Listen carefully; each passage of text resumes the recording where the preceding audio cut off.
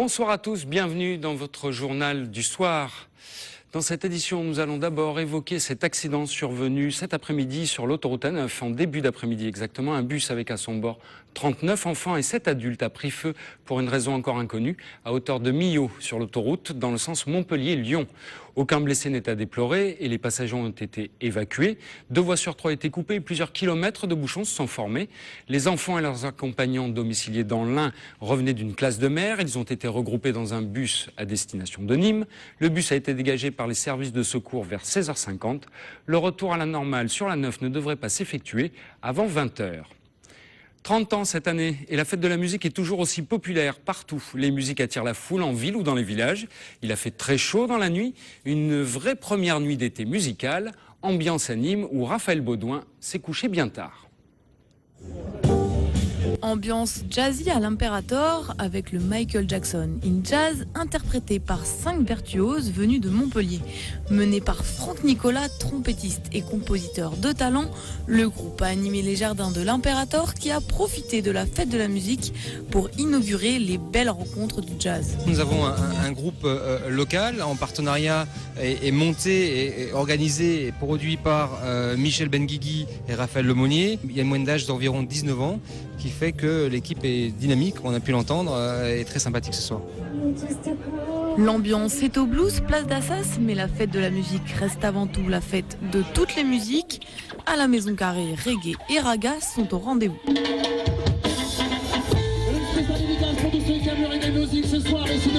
Ça fait un peu comme la feria, on va se balader dans les rues et puis on profite de la musique qui change tous les 5 mètres, c'est sympa. Non, je viens chaque année, mais c'est vrai qu'il n'y a pas autant d'ambiance que cette année, je trouve. Il y avait personne et là, je trouve que c'est vraiment bien, même en se promenant sur la grande rue et tout, il y a plein de chanteurs, il y a plein de... Franchement, là, pour l'instant, c'est super.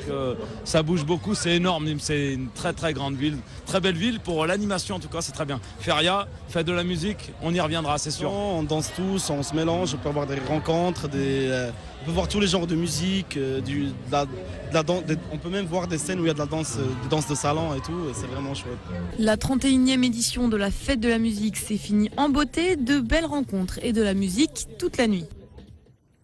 Ils sont allés déposer plainte ce matin à la gendarmerie de Saint-Jean-de-Védas pour nuisance de voisinage. Une vingtaine de riverains de l'usine de méthanisation de l'agglomération de Montpellier à Gare au Sud sont toujours en colère contre Améthyste. Malgré des travaux et une remise en service de l'installation qui trie et qui traite les déchets organiques de l'agglo, les riverains continuent de dénoncer des nuisances persistantes, notamment olfactives. Michel Avrousse est membre du bureau de l'association des riverains. On l'écoute au micro d'Agathe Vives.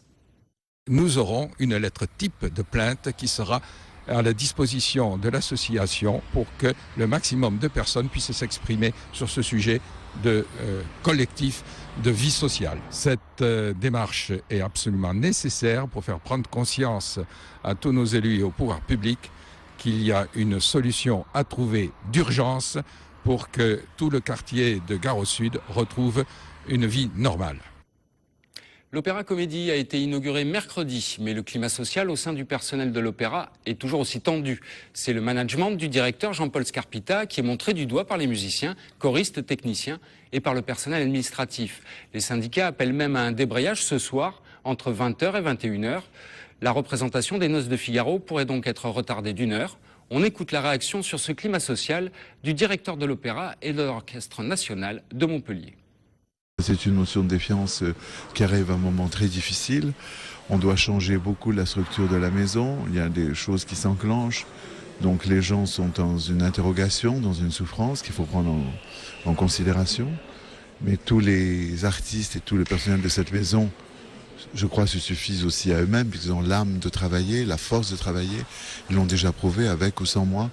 Et l'important, c'est que la musique crée dans tout cela un hymne de la réconciliation, une profondeur humaine à laquelle il ne faut jamais renoncer. L'Université de Nîmes organise la Moodle Moot, une conférence des utilisateurs de la plateforme Moodle, un outil pédagogique pour enseignants et étudiants. Pendant 3 jours, des développeurs échangent sur de nouvelles techniques éducatives liées à cette interface innovante. Explication Raphaël Baudouin. Vous ne connaissiez peut-être pas Moodle et pourtant cette plateforme d'apprentissage en ligne est utilisée par des milliers d'étudiants et de professeurs à travers le monde. Véritable outil éducatif, Moodle est une interface numérique qui donne notamment l'accès aux cours en ligne. Un site Moodle, c'est un site qui réplique de manière virtuelle une salle de classe sur le web. C'est-à-dire que l'enseignant dispose effectivement d'un espace de cours dans lequel il diffuse des documents, mais aussi où il fait des activités à l'attention de ses étudiants. Par exemple, il crée des discussions ou des devoirs en ligne ou d'autres activités plus interactives, audio et vidéo. Chaque année, les utilisateurs francophones de Moodle se rassemblent pour échanger sur leurs pratiques pédagogiques et le développement de nouveaux modules. Des développeurs viennent du monde entier pour assister à cette conférence annuelle. Et cette année, c'est l'université de Nîmes qui accueille la 8e édition. La particularité de Moodle, c'est que c'est un logiciel d'abord qui est gratuit, que tout le monde peut utiliser gratuitement, mais aussi qu'on peut modifier à soi. Donc c'est un logiciel open source à code de source libre. Donc on peut y apporter des modifications. Et il y a une armée de programmeurs à travers le monde qui développent de nouveaux outils qui s'intègrent à Moodle. Et c'est ce qu'on a fait nous avec des outils pour l'apprentissage des langues. Le projet est né en Australie, il s'est exporté depuis à travers le monde. On devrait le retrouver bientôt dans toutes les universités de France. Ouvrons maintenant une page sport et sociale. Depuis l'annonce d'une vague de licenciements au sein du MHR, rien ne va plus au sein du club présidé par Moed Altrad. Le récent barragiste du championnat de France est aujourd'hui sous la menace d'une rétrogradation administrative. Après 15 jours de silence, le président du club est sorti de sa réserve pour déplorer des attaques selon lui injustifiées. Reportage Olivier Brachard. Donner sa version des faits, voilà le premier objectif de Moed Altrad, l'actionnaire principal du MHR. Donner sa version sur les licenciements et sur les nombreuses attaques dont il a fait l'objet depuis quelques semaines par les délégués du personnel et par le secteur amateur, ensuite représenté dans la salle par les deux présidents de l'association. Ce n'est plus 11 licenciements, mais 7, dont certains pour fautes graves à la comptabilité. 1 580 000 € de charges n'auraient pas été inscrits au bilan de l'exercice précédent. Mais le deuxième objectif d'Altrad est de pointer l'urgence d'un accord avec l'association qui ne veut pas signer une convention obligatoire pour repartir en top 14 la saison prochaine. Cette convention plutôt, coûtait au club 1 500 € par an. Et l'exigence des présidents de l'association, c'est que les 1500 deviennent 400 000 €. On l'utilise comme une forme de chantage. Pour obtenir quoi? Je ne sais pas. Pour obtenir quoi? Sûrement des gens qui avaient le pouvoir par le passé, qui sont en train de manipuler une situation, et c'est ça que je supporte pas bien. L'homme d'affaires se dit prêt à jeter l'éponge s'il ne peut présenter mardi prochain cette fameuse licence à l'organisme de contrôle de gestion de la Ligue. Engagé pour 3 ans à raison de 2 millions d'euros par an, il affirme qu'il a déjà dépensé 5 millions en une année pour redresser les comptes. Je suis prêt à continuer encore 2 ans, et dans ce cas-là, l'engagement financier que je prends, qui est imposé par la force des choses, sur les 2 années qui viennent, c'est d'ajouter à l'engagement de 6 millions au moins 3, 4, voire 5 millions de plus. Donc ce n'est plus 6 millions, mais c'est peut-être 10, 11, 12, 13 millions. Donc je suis prêt à l'assumer, bien sûr. Réunis en fin d'après-midi, les deux parties ont tout intérêt à trouver un accord, sans quoi le club et ses grandes ambitions seraient en péril. Le début de semaine sera donc décisif pour le club montpelliérain. Pour le Montpellier Water Polo, en revanche, c'est ce week-end qui sera décisif. Les Montpelliérains sont condamnés à l'exploit ce samedi, 19h à la piscine d'Antigone. Match retour de la finale du championnat de France face à Marseille.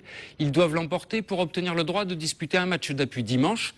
Le week-end dernier, les Montpelliérains avaient perdu le match aller dans une ambiance plus que tendue. Ce matin, entraînement léger après une semaine intensive de stage avec l'équipe nationale d'Angleterre.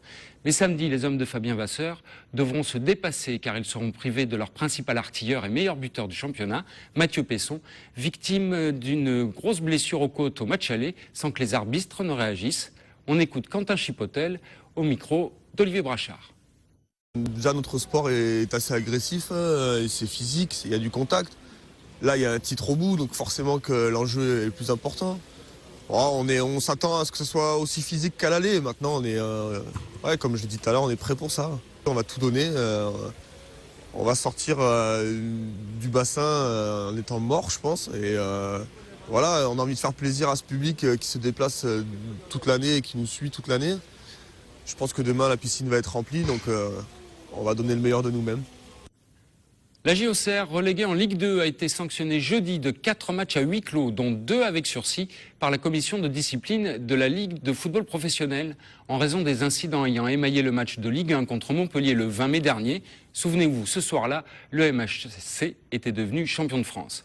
2 matchs à huis clos donc, ce qui n'arrange pas les affaires du Nîmes Olympique, qui retrouvera la Ligue 2 à Auxerre bientôt en ouverture du championnat, mais devant un stade vide. Ce n'est pourtant pas le seul problème de ce début de saison, puisque la Ligue a par ailleurs fixé le début des rencontres au vendredi à 18h45. Quand on travaille et que l'on est supporter, difficile d'être à l'heure pour le coup d'envoi. Reportage, Raphaël Baudouin.